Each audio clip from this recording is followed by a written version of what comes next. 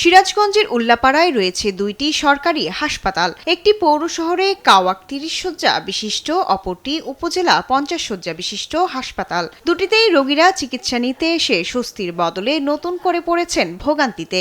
অভিযোগ উঠেছে চিকিৎসকের চেম্বারে রোগী দেখার গুরুত্বপূর্ণ সময়েই ওষুধ কোম্পানির প্রতিনিধিদের আনাগোনা যেন নিয়মে পরিণত হয়েছে।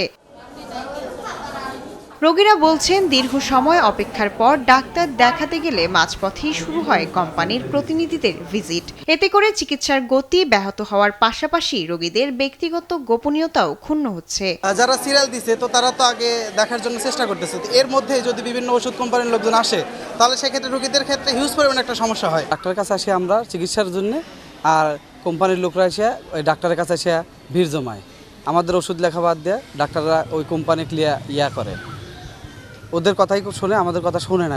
সরকারি হাসপাতালে ওষুধ কোম্পানির প্রভাব কমিয়ে রোগী বান্ধব সেবা নিশ্চিত করতে এখনই প্রয়োজন কার্যকর নজরদারি ও কঠোর পদক্ষেপ বলে দাবি ভুক্তভোগীদের। কোম্পানি যা বললো যে এগুলো দিয়ে গেলাম, এই রোগের ওষুধ এইটা, আপনি এটা দিবেন, এটাতে কাজ হবে।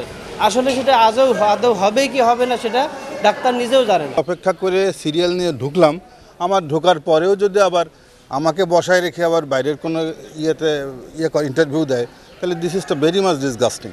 এবং এটা আমাদের যেটা সাধারণ রোগী আছে তাদের জন্য অত্যন্ত একটা পীড়াদায়ক বিষয়।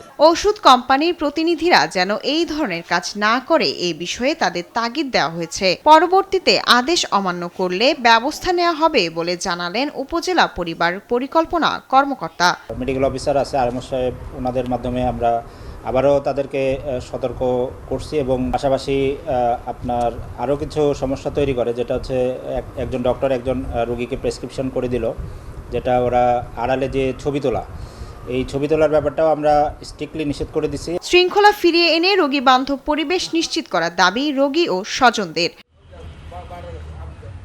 শায়লা খান, নিউজ ডেস্ক, দেশ টিভি।